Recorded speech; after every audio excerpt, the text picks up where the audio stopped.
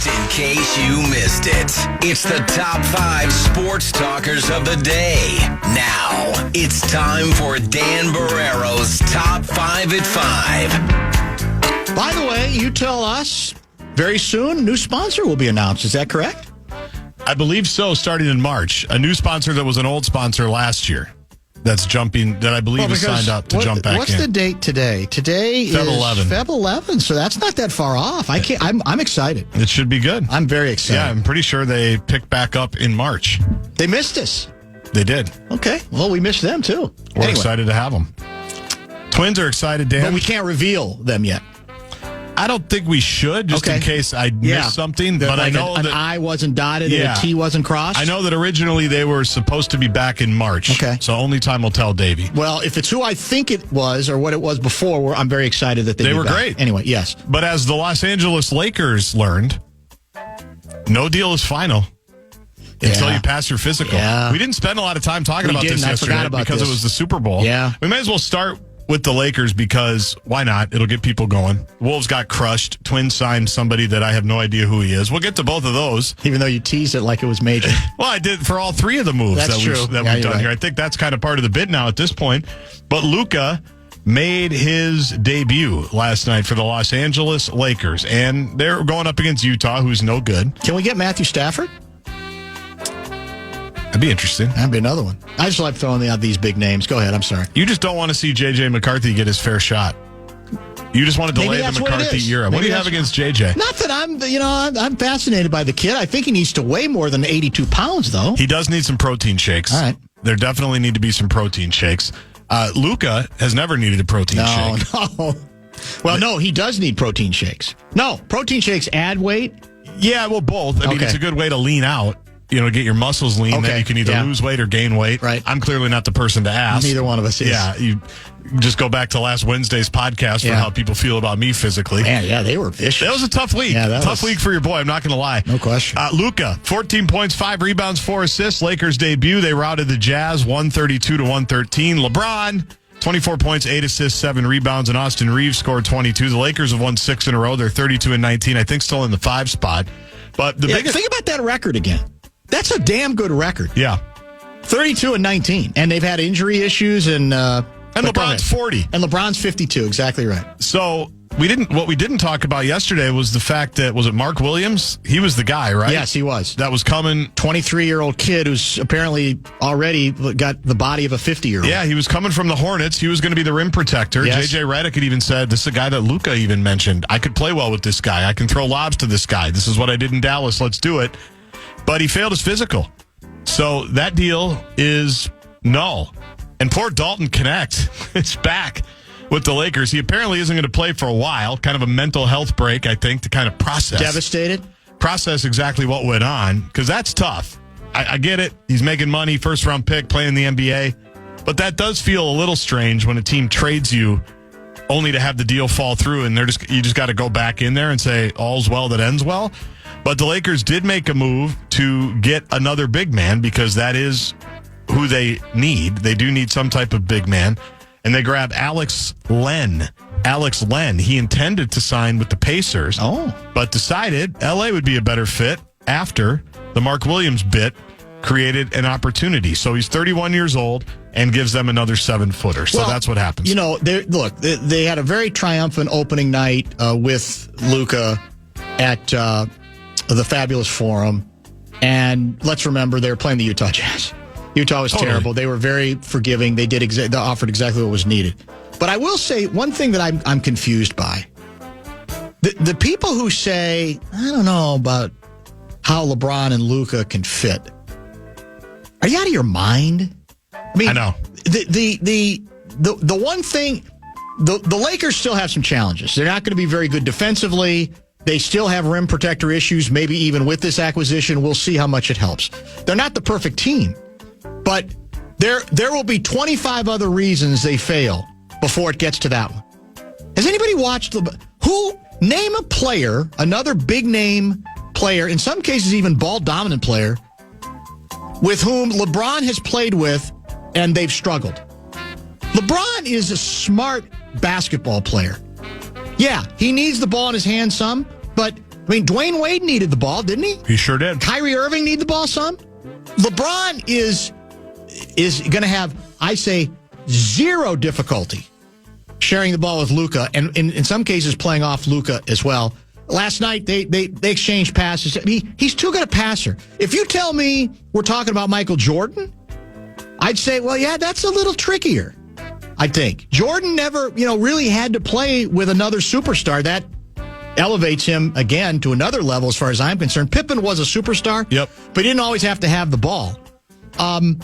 Every time LeBron has been paired, I guess you could say the Westbrook experiment didn't work, but by that point, Westbrook was towards the end. He's been good in Denver. Yep. But smart basketball IQ people can play together. They figure out a way to play together.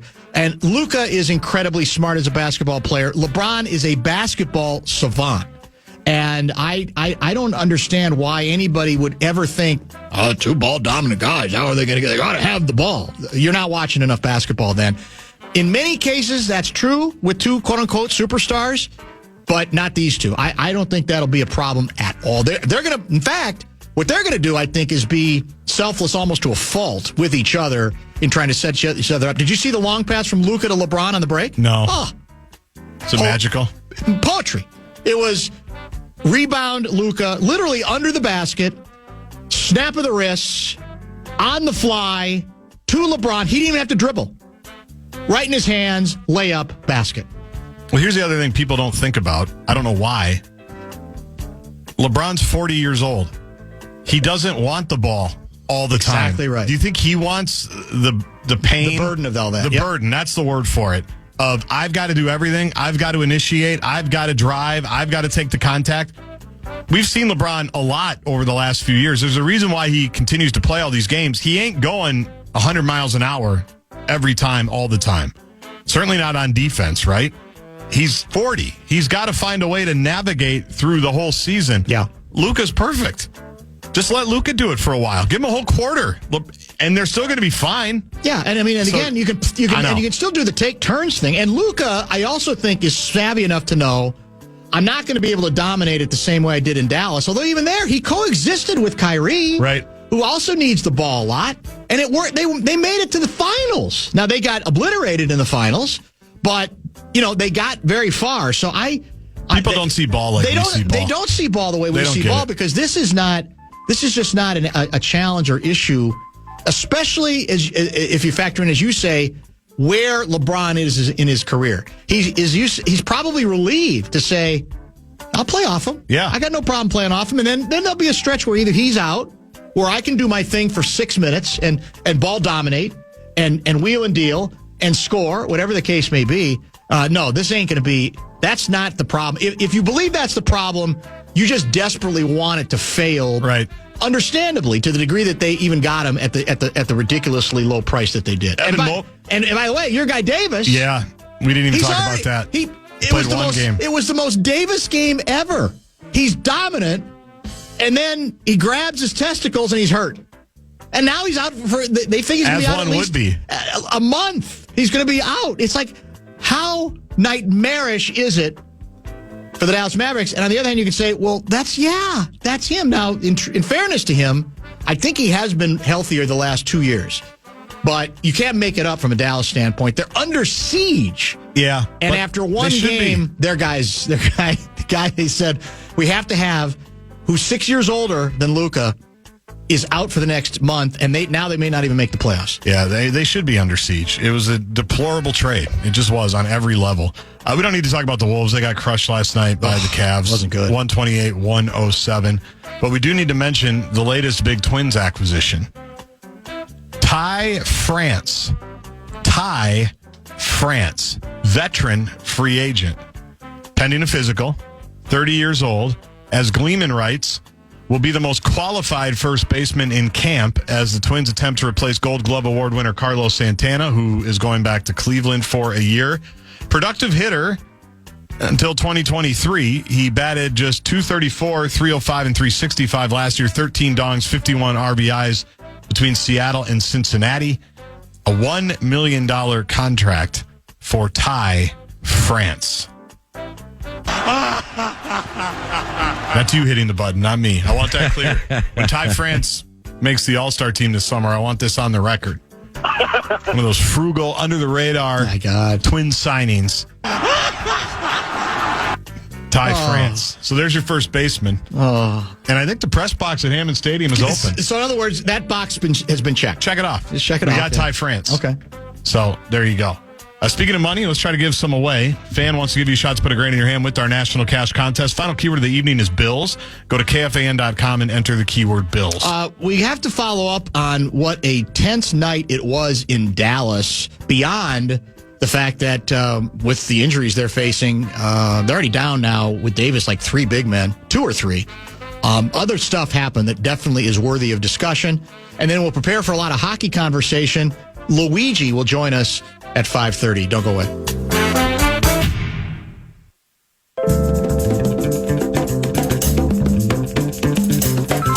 What's up, Minnesota?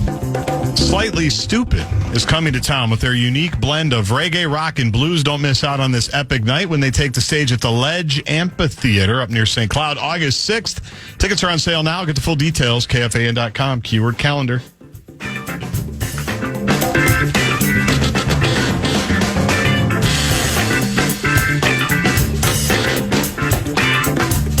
If we do get Aaron Rodgers as the starting quarterback to start the 2025 season, what's the alliterative term? We had, Cousins condos.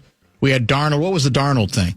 Darnold duplex. Duplex. What would it be for Aaron Rodgers? Rodgers Ranch, probably. Yeah, Rodgers Ranch. Yeah, we've got property on Rodgers Ranch. That would Ranch. probably be it. Yeah, I think you're right about that. Yeah, like Aaron's apartments.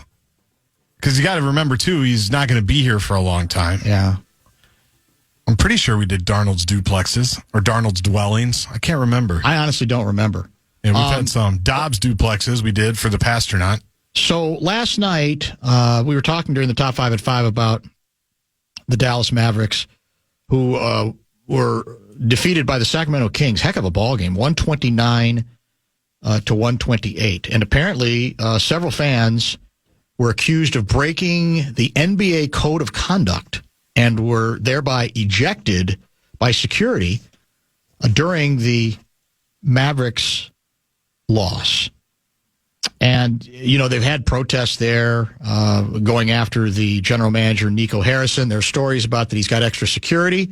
I never know whether, I don't want to be the cynic, but right. I never know whether to trust those stories because I'm not in the mood to endorse death threats, even if they don't intend, they're just verbal. I'm just throwing it out there. It's a serious thing to do. It's a pathetic thing to do, but you never know exactly where that is, how real it is, and how real authorities are taking it. In his case, maybe it's real because the love for Luka is significant in Dallas. But and I will add the Mavericks governor. His name's Patrick Dumont. Did you hear about him? No. Did you hear about the things he said? It's like, what an idiot. So somewhere along the way, you could probably find the quote online. I don't know if this was in an event or a meeting or whatever.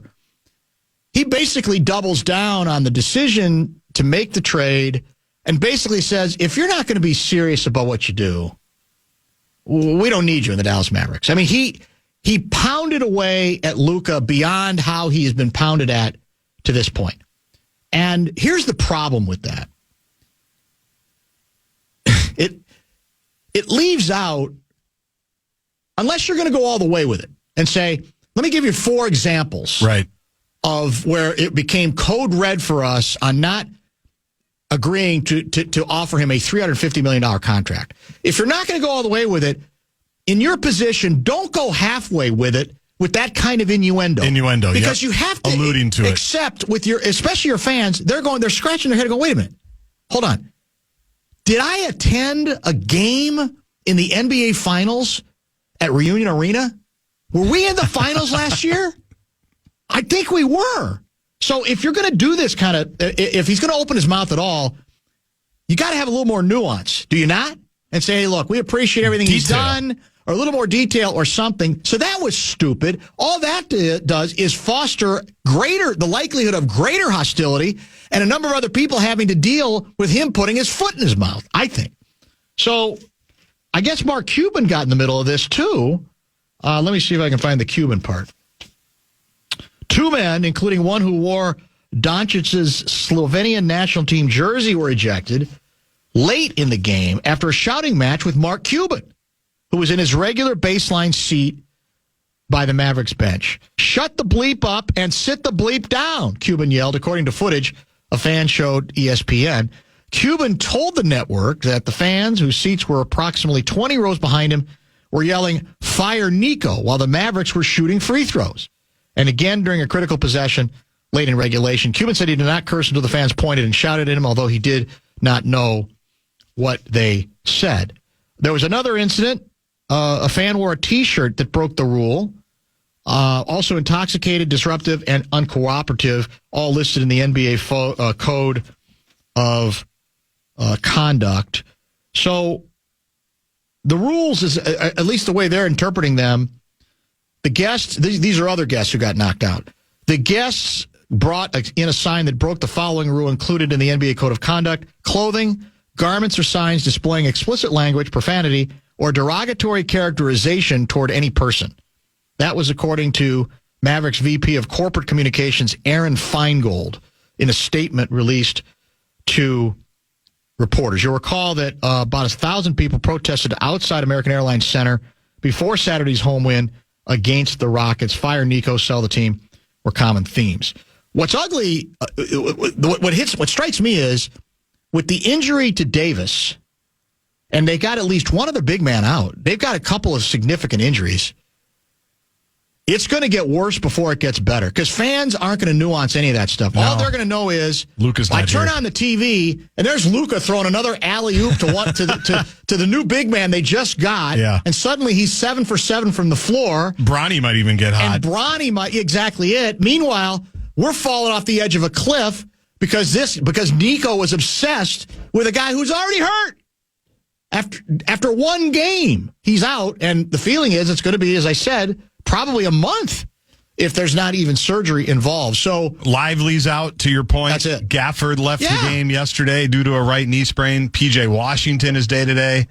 So they are going to probably have to have extra security because people are not going to have their sense of humor about it. They're not going to say, time will heal all of this. No, I think it's actually likely to get worse in Dallas before it gets better. Because even the players, even Michael Thompson's kid, Clay, after the game basically said, let me see I think the quote might be in here, in this particular piece. Yeah, I just read one from him. People are going to say stuff that's understandable. I was still a fan. If I didn't agree with the trade, I'd probably voice my opinion too. That's the beauty of sports. And he basically said, here it is.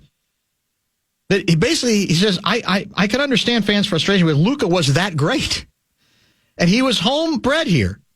So, you've got comments like that, and there were a couple comments from Kyrie, too. You got those? Because those are pretty good. Which are pretty good. In Kyrie language. That's it, exactly.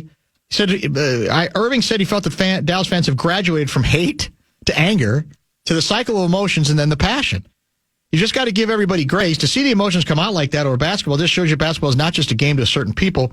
It is a spiritual experience. It's a connector piece. And they watch their favorite players, and they want to see them forever. So I run the side of just understanding where people are coming from. That's not exactly going to cool the emotions either. No, but it's smart of him to say that. It is, and it's the truth. So I think that's going to be a really, really, probably an impossible place for the GM to be. He wasn't there at that game last night, Nico, and I'm assuming he's going to have to probably stay away from a while. And that's sad. And if there are real death threats, we all know. We don't have to say it. It's stating the obvious. Right. It's beyond the pale. It's stupid. But people do invest in this stuff emotionally, and Luka had that sort of legendary status. How could he not? And when the guy you've already traded for is already hurt, knowing he's, again, 6 years older anyway, sadly, there's going to be more people trying to bring in. They're going, what they're going to do? They're going to hide what's written on their shirt, right? They're going to have that'll be in the undershirt. They'll have a sweatshirt on over it, the hoodie. They'll take that off, and there are going to be a bunch of people clamoring to get thrown out, right? Just for the attention, for the moment of making whatever the point. The other thing I guess some people were doing is when the in-stadium camera would show them, they were just mouthing the words "Fire Nico." Yes. They weren't saying it out loud. Exactly. I mean, it's just so it's disastrous in Dallas right now. And people were upset that Wolves fans had the audacity to boo. You think about it's just the suddenness too. That's where I think Kyrie's smart to say, look, he was the face of this franchise. Yes. He just took us to the finals, and nobody here had any idea we were shopping him. Maybe we'll find out that that's not true. Maybe we'll find out there were more conversations. But it happened so quickly that no one, most important Mavs fans, weren't thinking that the last time they went to go see Luka at Reunion was the last time. Even with Carl, as a Wolves fan who I still don't like that deal. I wish they didn't do it. It obviously hasn't worked out well. I understand the reasons that they did. That thing, you knew at some point something was probably going to have to give, or at least it was rumored enough that other people were saying, well, this isn't going to work out. Either if it's financially or some other way. Yeah, they're going to have to move somebody at some point. Like, that was always kind of in the cards, even if I thought they were going to run it back, be second apron, pay the tax, and do all of it. With this, there was no disgruntled star. There were no trade rumors a year ago or even 2 years ago like there have been for Cat. There were no summer off-season rumors for Luka. No. It just happened so quickly that, of course, Dallas fans are going to lash out like this. No question. And then Anthony Davis going to Anthony Davis and get hurt, which just kills it all over again. All right. We're going to talk to Louie when we come back about the Four Nations face-off, right, and how the Wild wrap things up before the break. And all kinds of hockey stuff. If you have questions for Louie, in fact, one came in very early that I have saved. Hit the Bradshaw and Brian KFAN text line 64686. Lou Nanne is next.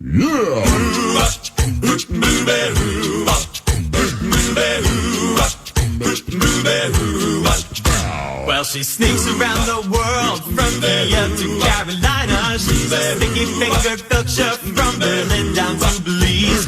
She'll take you for a ride on a slow boat to China. Tell me, where in the world is Lou Nanne?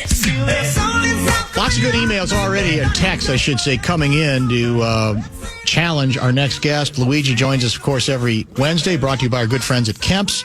And he joins now via the Connecticut Water Systems Hotline. Are you still down Florida way or on some other field trip? No, back down in Florida. I just have to come down here and check the temperature. How are we doing right now? What's today's temp? 81 was a beautiful day. 81. Yeah, absolutely gorgeous. And weekend, too. The weekend was the exact same. We are at 5 degrees above zero without the wind chill. Oh, you're doing well, then. Yeah, we're doing really well. Well, you know what? We're hardier than you. You've gone soft. Let's be honest with you. Yeah. Well, that's I enjoy it too. By the way. Yeah, I don't blame you. I can't say I blame you. You're not getting much snow either, so that's okay. I know Sault Ste. Marie, they got 3 times the snow that they had last year, and Minnesota's missing it all the time. Yeah, like we haven't had as much. Yeah, we had it over the weekend. Like Maple Grove and North had 5, 6, 7. You know, the rest of the metro it was more like 2 or 3. So it was a nuisance snow, but now it's bitterly cold once again. I'm going to read you, to get us into this first subject, I'm just going to read you this text. This is from, looks like 320 area code. What does the four-nation hockey thing mean? Are they playing for anything? Wouldn't most players prefer 2 weeks off? So give us your best overview and evaluation of the Four Nations face-off. What do you, if you're into it, if you think that's okay, it's not great, but it serves a purpose, what do you make of it?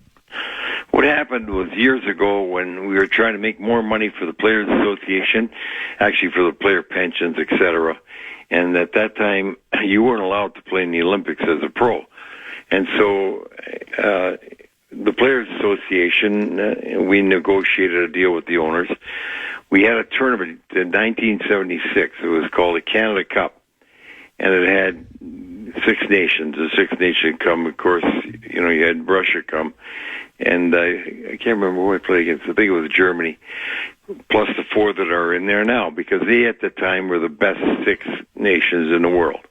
And so what we were trying to do is make it interesting by getting the best nations in the world and using players that weren't able to compete in the Olympics because they were already pros and were ineligible. And so we started that in 61 and was very successful, extremely successful. We played most of the games in Montreal. We had some exhibition games and 1 or 2 other games against other countries, not Canada, U.S., but we say play Czechoslovakia in Philadelphia or something like that. So it did so well that we were supposed to do it every 4 years like the Olympics, but we were into negotiations at the time, so we waited 5 years. And then I was the general manager of the team in 81, 84, and 87. And we did, four tournaments there from 76 to 87. And the 87 one was a tremendous success. And Gretzky and Lemieux playing in it and winning the game against the Russians. It really turned out exceedingly well. Then they went into 91. That was the last one. Then they had a sort of a drop-off.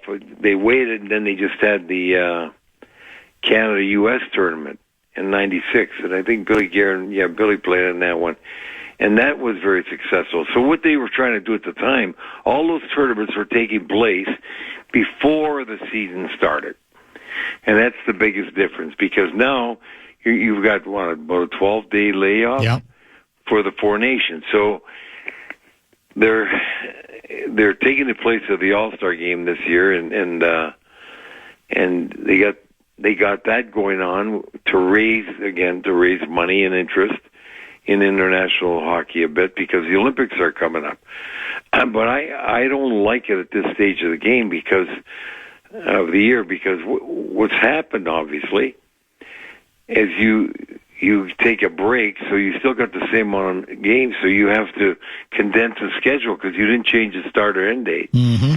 And now you're having a lot of 4 and 5 nights, and especially back-to-back games.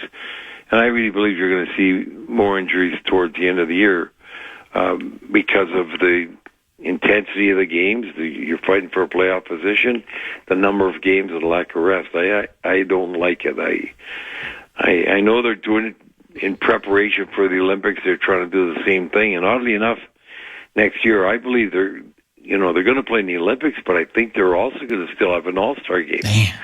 That's going to be even tougher.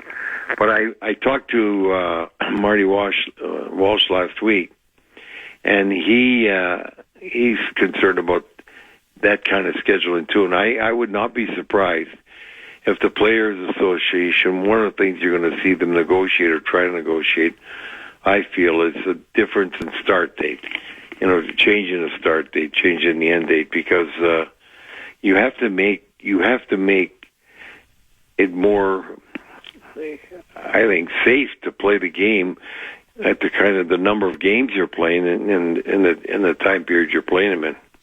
It's funny. It's almost like Texter Sal was reading your mind, or you're reading his mind, because in preparation for this segment, he's mentioning the same things you are. The risk of injury to key players around the league, only to come back to having to play mostly back-to-backs the remainder of the season to finish the regular season. And that leads to a larger question. So will the hitting be real in this thing? I mean, it's obviously not going to be all-star game nonsense, but is it because of that concern? What's the hockey, in terms of physicality, what's the hockey going to be like, do you think? It's going to be so intense you can't believe it. Like I said, I had the good fortune of playing in the first one of these things. Mm-hmm. And I'm telling you, it was like the Stanley Cup Finals, playoffs, when you're playing. When you see Canada play in the United States in this series, you're going to think back to, if you saw the games, 96, when Canada was playing the U.S. in that series. They were trying to kill each other. It was unbelievable. And even though now this is in regular season, which I think maybe it'll take a little edge off that, once they drop the puck, I think they're, especially when it's Canada, United States, you're not going to have the same effect, I don't believe, when you're playing Canada or U.S. playing Finland, Sweden, but the intensity of the game, because right now you have to think United States and Canada are the two favorites. And there's so much pride in who's going to win this game. I believe it's going to be thoroughly enjoyable, exciting hockey. In fact, I would be very, very surprised if these four teams come out and there wasn't a significant injury to somebody. That's crazy, isn't it? Yeah. I mean, that's the thing. Yeah. I mean, well, so given all of that, why? I mean, again, is it just the money? Is it, well, we got to make money, we got to find an extra way to do that, or is there not? I got to believe there's rational discussion laying out the very same points you have. Why were those discussions obviously in the end defeated by the notion that we're going to bring it back? I don't think people sitting around the table in a boardroom, the majority of them haven't. You know, you got 60 on the board, so you probably have 30 of them played hockey, but they don't really concern themselves at that time with the injuries that might come up or the pressure, because it's a way of growing the game. It's a way of making it exciting, obviously, and so definitely a way of getting more money in for the benefit for the players. Players going to get, they get 50% of it, and that's how you pay for the pensions and healthcare and the benefits that they get, which are very good, and you want to increase them. The revenues in hockey have gone like everything else in other sports. They've gone way up. Look at what they just said. Here you were sort of a stagnant salary cap. Of course, you're coming out of COVID, and there weren't great increases. But now you're going to increase over $9 million a year, and you're going to be at $113 million in 3 years from 82. That's what's that percentage? You got to be around 25, 26% increase. That's amazing. And it all comes from these kind of things that Bettman has done a magnificent job of creating revenues for the sport and for the owners. And that's why the values have gone up. And they take these kind of chances. Lou Nanne is with us. If you have questions for him, hit the text line, 64686. How do we view excuse me, about to sneeze. Bless you. Pardon me. That's the Luigi effect. I sneeze a lot. No question. So how do we view the end of the Wild, the final games for the Wild? Or maybe the better question would be, what do we think they're going to be like coming out of this break? I mean, where do you think we stand right now? Well, the good part is that they won a couple. They're solidified, I think, in their playoff position. They have to play 500 hockey, as I said before. They got 26 games left. They play 500, they'll get 96 points. That should make the playoffs. They got a 10-point cushion on the non-playoff team, even though they have to give up a game.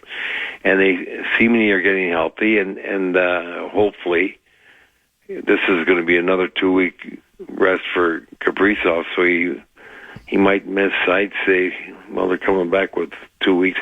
I'd say he missed 7 or 8 games more, and then he should be back at full strength. And you have to like the way the goaltenders bounce back, and especially Gustafsson, because Fleury was already playing pretty well. And the team as a whole, I believe, is feeling real good about how they're playing. We got the Hartman suspension that's going to hurt a little bit. And maybe it's going to make Hartman a better player when he comes back. But I have to think that they're very happy with the way they went into the break, the kind of structure they played the last few games with, the wins that they got, the position that they're in. So I'm looking for them to continue to go, and I know they're going to make a playoff position, and maybe it's not so bad if they start in the road, because they got the best road record in the league. I think the trade deadline's early March, if I'm not mistaken. Yeah, I think it's first week in March. First week in March, exactly. 7th, maybe. So we know our flexibility, I think, is fairly limited. Do you see, any way out of that box? Do you see what they might be sniffing, what Guerin might be sniffing around? How do you think that's going to play out for the Wild? Well, I think he's got to be watching the Islanders, really watching the Islanders a lot, because the Islanders, when you look at that team, they got a shot at it, but I don't think that they're going to make it.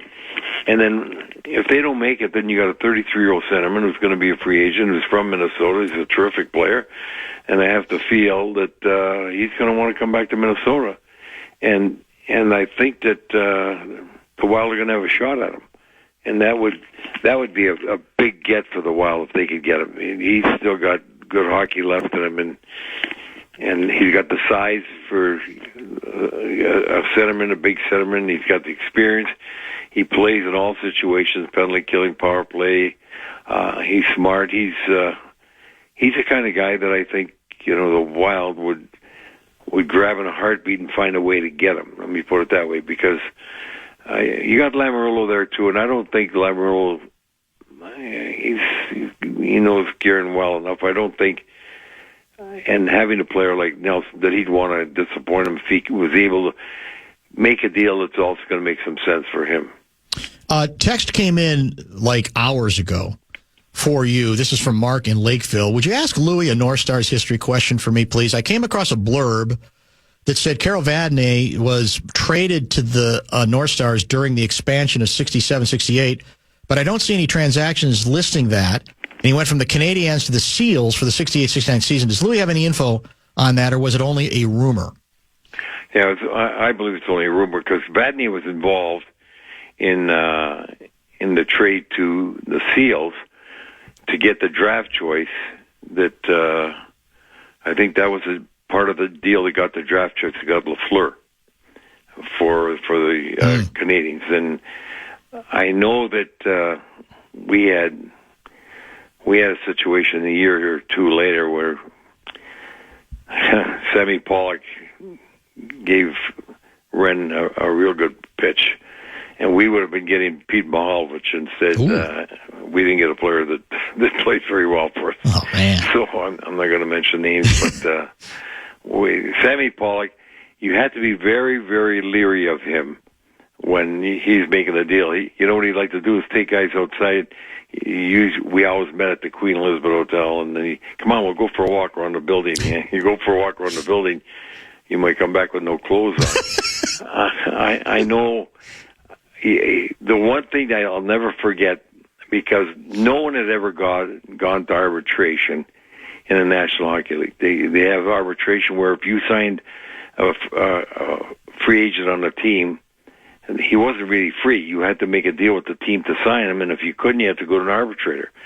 Well, I took over, and sure enough, I signed the first free agent with Gary Sargent. I had to go arbitration with L.A., and that Jack Kencut, and he sent his brother Don Cook, who was a lawyer, and I won that arbitration. So the next year, I was, trying to get Mike Polish was playing the minors, and he's a Minnesota guy, played great at the U, and he was, in the minors for Montreal, but he did have a few games up there. So I tried to make a deal with Sammy Pollock, and I offered him a 4th-round pick, and he said, no, a 2nd-round pick. And I said, I'm not giving you a 2nd-round pick. And so we hassled about it for about a week.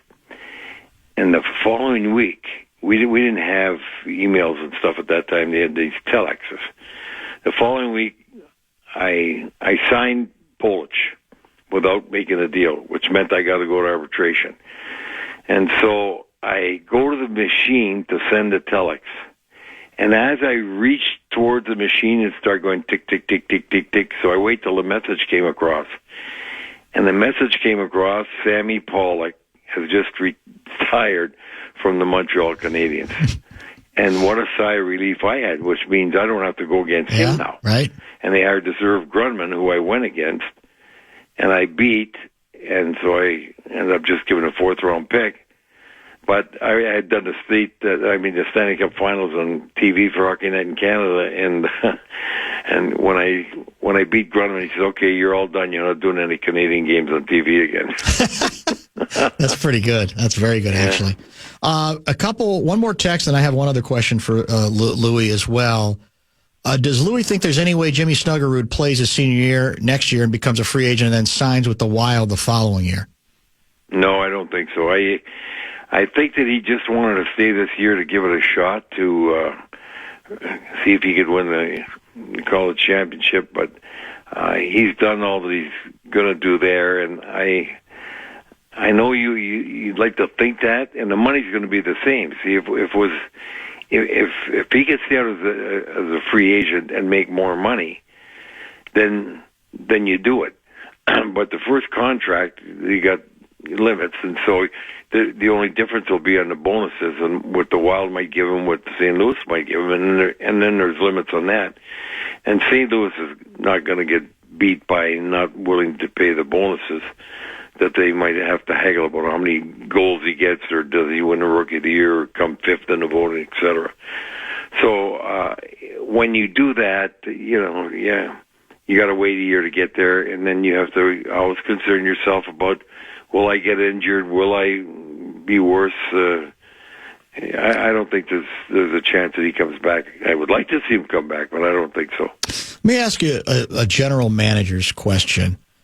The sports are so different, and the money, especially in hockey then, compared to the money in the NBA now, is obviously, it's apples and oranges. But relatively speaking, the Mavericks allegedly traded Luka because he was due $350 million, and some people within the organization didn't trust his body, didn't trust that he's going to take care of his body enough to make that kind of investment. We can argue about whether that was a wise decision or not. But I'm wondering, when you were GM, again, very different level financially, but still, it's all relative. So you don't want to spend money needlessly. You want to protect the money that you are spending, your ownership group, etc. Was there ever a time that you hesitated to give a contract that you otherwise would have on the basis of the talent of the player because of a concern that player, his body was going to break down, or he wasn't going to do as good enough job to take care of himself? It happened when I was a player.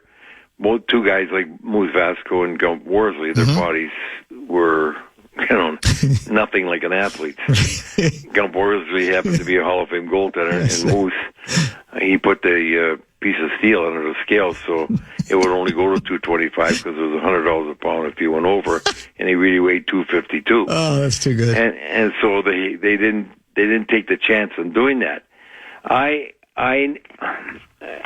at the time, I'm not going to say the player because I think that'd be detrimental. But when I took over, the biggest problem I had looking after the body was being, at that time, people smoking marijuana, which, by the way, was, it's a felony at that time. Right.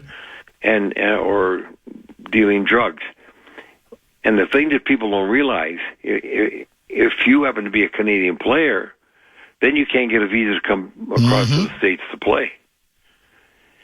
And I had one like that. Wow. And I'll tell you, I did something that doesn't sound good, but I knew some police, and they had sort of warned me of this, and I went in the locker room one day, and $5,000 in those days was a lot of money because the guys, would be making $75,000 or $100,000. Right. So I said, well, I'm getting some word that maybe somebody in here is using marijuana, and I don't know who it is, but I want to offer anybody in this room, if they come to me and tell me, I'll give you $5,000 if you tell me who the guy is. Well, I knew they were going to come to me. Right. Nobody's going to do that. Yep. But what I was trying to do was scare the person that words were out there about him using the drug. I never did get anybody tell me, and the guy didn't stop it. So, he didn't learn. He didn't get the message. No, that's why he got traded. That's right. That's too good. I hadn't heard that one before. That's a good one. That's very good. Yeah, it's a good. No, the tactic I kind of like. I mean, you're trying to, I guess, scare him straight to a certain extent, right? Or you're trying to say, okay, yeah, because none of the teams are going to come up and say, "Oh, I'm going to get $5,000." Right? Nobody's going to know. No, they'll never do that because they're always going to worry it's going to come out too on top of everything else. Yeah. Then you got a snitch on your hand. That's not going to work. Yeah. Either. Great stuff as always, sir. We will chat next week. Thank you, Louie. Thanks. Take care. We'll talk to you. We'll talk to you soon. That is Lou Nanne in Florida, where he said, what did he say, 85 today? Only, I guess, about 80 degrees warmer than the current temperature, which I have listed at about approximately 5 degrees above zero. We have 30 minutes to go, and we've got a great piece of sound that I think you will be entertained by. And it involves one of Gaardsy's favorite singers, Adele. appearing, like every celebrity needed to be, at what used to be called Staples Center. I don't even know what it's called now. It's called Crypto.com. Crypto.com. And she's either married or engaged to LeBron's guy. Oh, I guess I didn't even realize. Yeah. Oh, yeah, that's right. Yep. That's right. That's true. She's with one of those guys. And Luka was making his Lakers premiere last night in uniform as well. A hilarious bit of play-by-play from the opposing team play-by-play guy. We'll play that. We'll, I think, chuckle and wrap things up between now and 6.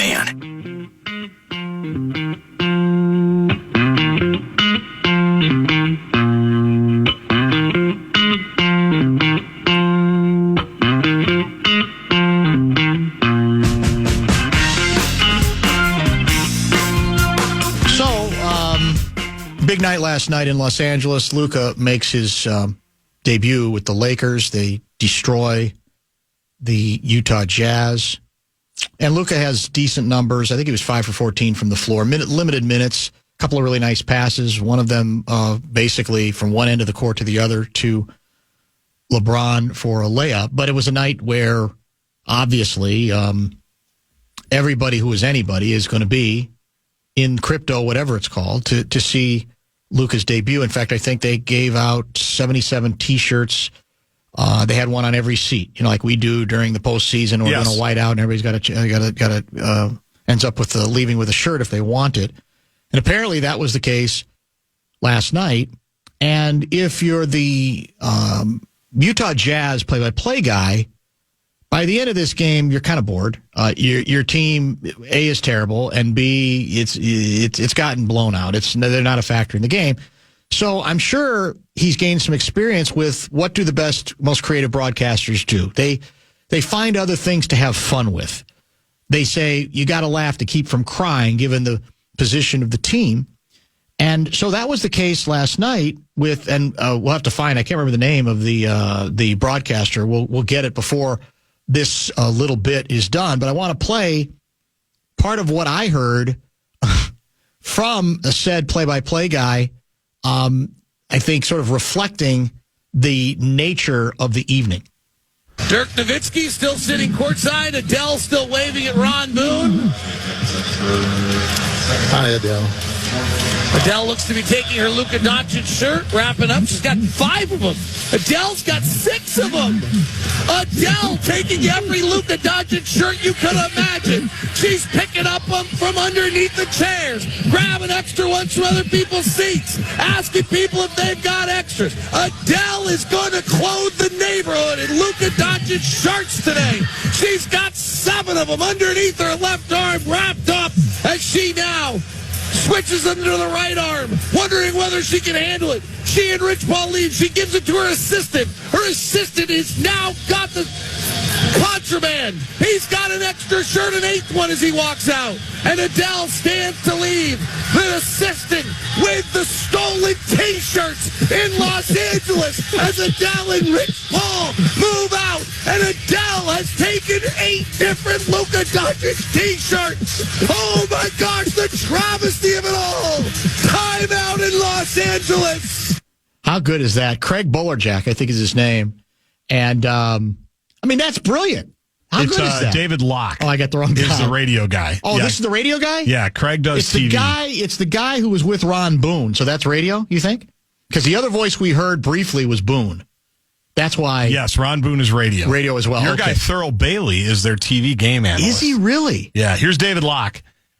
Unmatched energy and understanding of the game that continuously provides high-value entertainment to the listeners. That's just absolutely.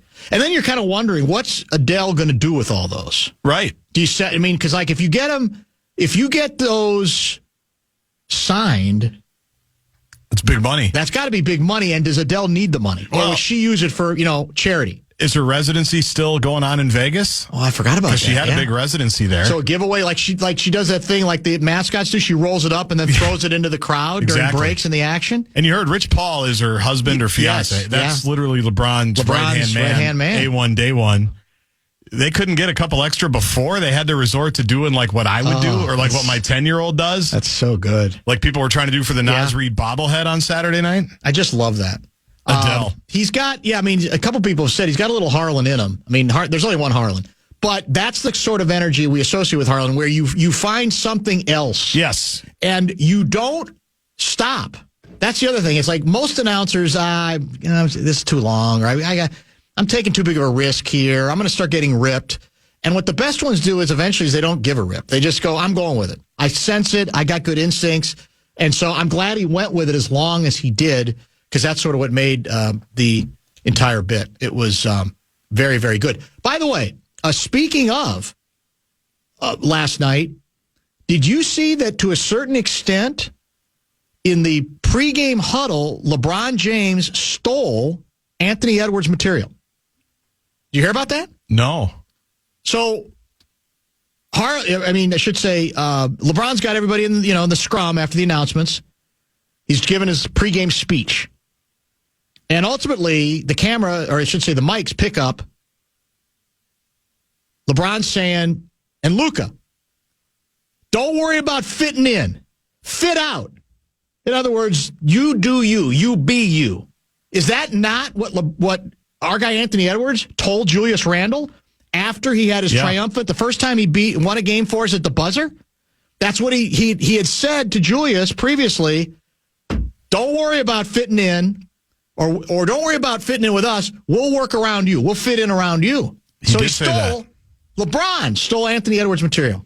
Now, I'm going to go out on a little bit of a precarious ledge and say Luka might be better than Julius Randle. Better at fitting in, better at everything, a better player. But I'll ask you this question. Who better fits the Rob Pelinka jacket? Is it Luka or is it Julius Randle? Randle's pretty fit, isn't he? Randle's very fit. Yeah.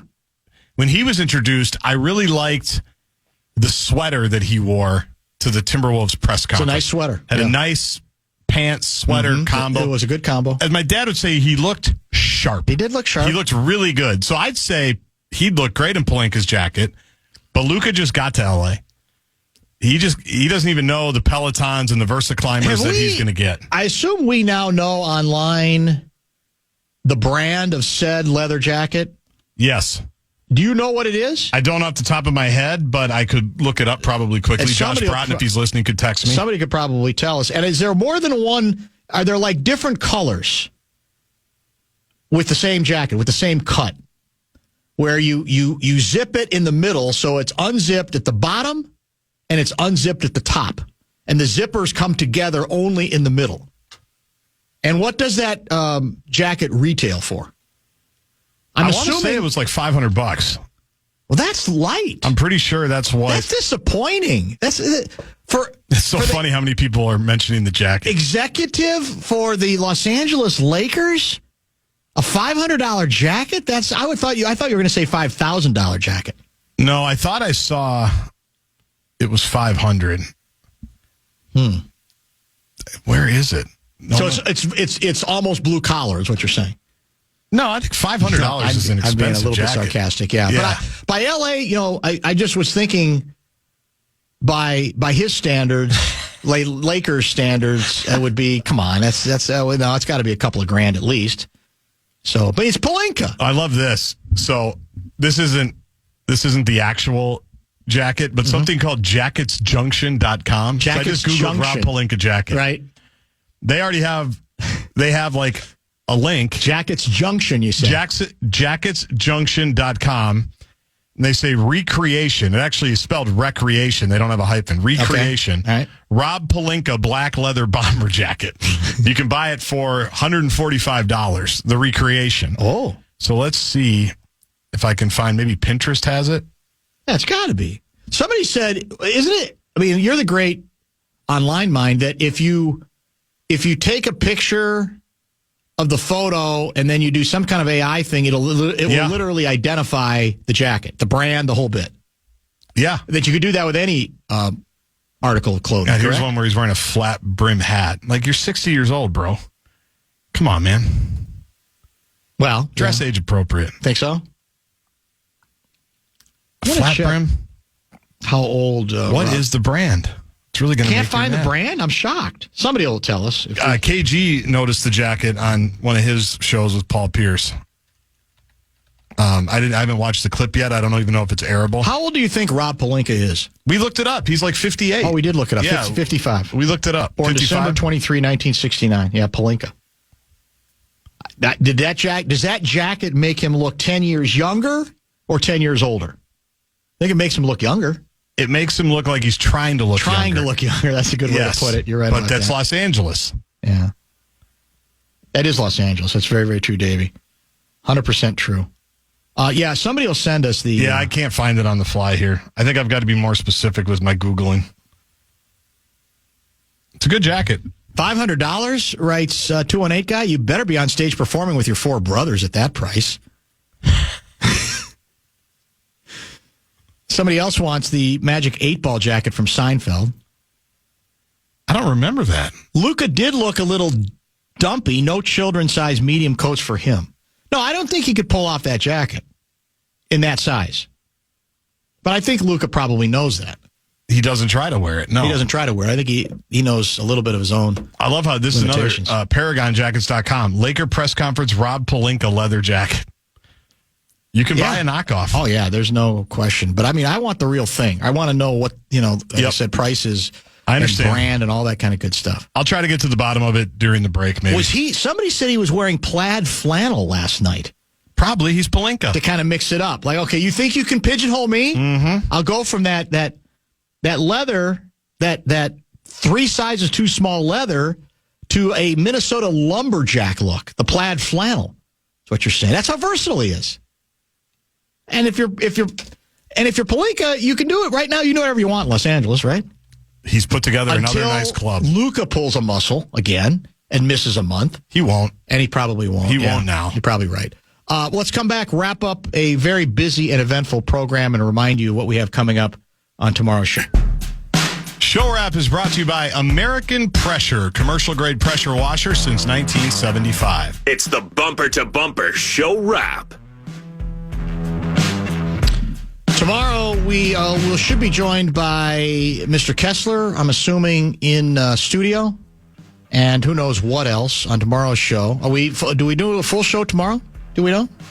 Off the top of your head? We should do a full show because we've got Wolves-Bucks tomorrow night. Oh, okay. Wolves-Bucks. The Greek Freak-less Milwaukee Bucks. Yeah, he's out, right? Until the All-Star break. Yes. So how many games do we have left before the break? 2? We have 2. Tomorrow night against the Bucks, and then Thursday night against Oklahoma City. Ooh. Both here at the House of Pain. Whoa. Okie City is Lottie Divac. Yeah, there you go. And we have one All-Star rep. Is that it, Anthony? Yeah. Are they still doing the slam dunk? I don't even know. Yeah, I think so. We're not in it, though? No, he was asked to do the 3-point contest. Anthony said no. Is Cat defending? Didn't Cat win the 3-point contest Not last year. He won it 2 years ago, I think. Was it 2 years ago? I think he lost last year. Okay, I don't even remember. Yeah. Great program today. We want to thank our outstanding guest lineup today, which included, as we mentioned, Louie. We had a good, as usual, really good hockey conversation with him. We had a great conversation with John Bream, who's been covering, we were reminded, been covering popular music for the Star Tribune for now, this is his 50th year. 2025 will be his 50th year. And amazingly, the Star Tribune doesn't even have a logo that should appear with every single one of his stories and columns and reviews. This entire year, should it not? I mean, come on. How often can you say somebody's been covering, whatever, politics, music, sports, for 50 years?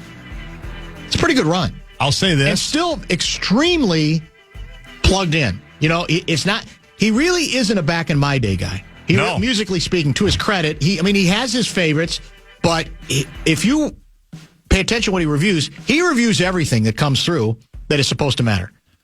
Not sure he's a big Morgan Wallen guy. That was great. That was a good line. He can't sing. I enjoyed that one. Well, the best thing about Bream is I read a text that was ripping him, but Bream is so deadpan. Yep. That he never rises to the bait. That's the beauty of it. And because somebody said, "Was this guy ever get excited?" I said, "No, you're missing it on Bream." That's the beauty of Bream, is that actually he's always excited because he's still got passion when he writes about music, but the bit is deadpan. That's the point. That's the point on him is, and if you pay attention, even if somebody's deadpan, that doesn't mean they don't have an opinion or they don't really have something extremely pithy, which when you throw in pithy with his inflection, I like it even better, right? Because you sort of have to pay attention because you never know when it's coming. I'll say this. I know you're annoyed about the 50-year thing for Bream at the paper, at the newspaper, not just of the Twin Cities, but the state. I can say on good authority that we have much bigger things planned for your 50th year here at the Fan. Sure you do. We are ready. We have a lot of things already in the works. Yeah, so fear not. Okay. You will be treated better on your 50th year. It's just at the Fan. The key to it is getting there. We'll see if we can motivate you. So that's another, how long have I been at the Fan? 92, 8. So I've been here 32 years? Something like that. Yeah. Well, now 25 and 8, 33 years. Yeah. Coming up on 33 this summer. So I'd have to make it another 17, which means I'd be 87 years old. Well, we will have the logo ready for you. Yeah, that ain't going to happen. I don't rule anything out. No, well, I won't completely rule it out, but I think it's pretty much highly unlikely. We're not going to Joe Biden you. We're not going to do Not that. Yet. No, we're not going to do that. There ain't going to be no Chuck Schumer coming in there and telling you it's time. Yeah, that would be it. Yeah. Who would be the Schumer who would do that? Probably have to be you. Because you work on the show, right? Realistically. Yeah, probably. Yeah. We're connected. You probably have to Schumer it. No, yeah. Dan, it's just not working. It's just not working out anymore. Yeah. Well, that's very possible. Who's to say? I mentioned Kessler tomorrow. What do we got tonight? Halvey hockey. Oh, that right after the us. The show. 6:30. Halvey's got White Bear Lake and St. Thomas Academy High School hockey. So we're warming up, getting closer and closer to the tournament, right? We are. Now it's mid-February. It is crazy. I think sections for girls start here pretty quickly. So is Halvey so versatile that he can do play-by-play, color, set up all the equipment, turn on everything he's got to turn on? Does he literally do it all, or do we send somebody with him? No, he does everything. That's for impressive. That. He does. That's very impressive. In fact, should we go to him quick? Yeah, let's do it. Now let's head to the X for a high school hockey tournament update. Well, let me make sure he's there. Hang on. I thought he was there. Oh, he's not even ready yet? Zach, are you there yet? Did you find him? I found him. That's outstanding. Hey, Zach, you there? Sorry about that. Yeah, I was just in the press conference for Bruce Pland after their 6-5 victory over St. Cloud Cathedral, and they're obviously pretty happy. A heck of a hockey game, the second of two great games here at the X thus far. It sets up a Class A championship game tomorrow between Hermantown and Monticello Annandale Maple Lake.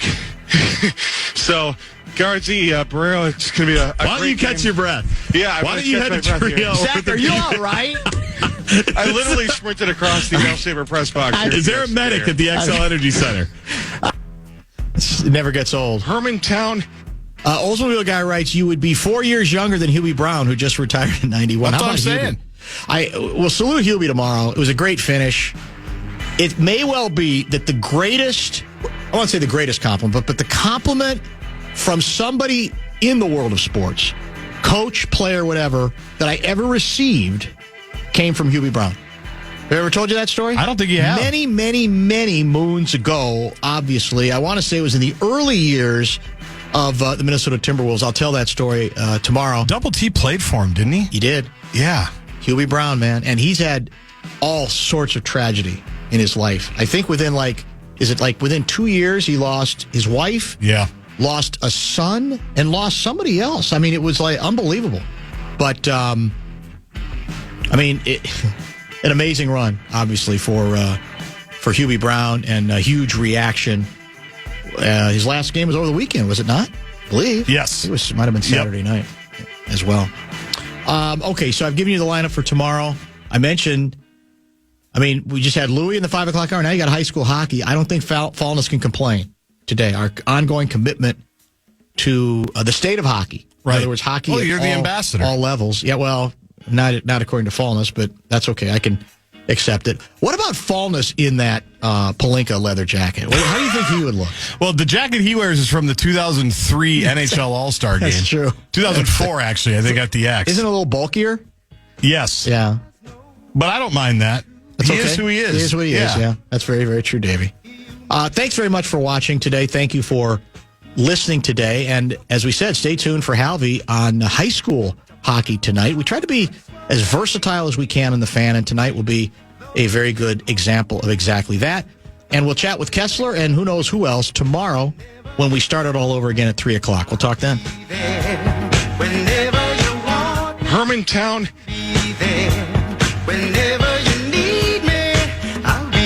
Hermantown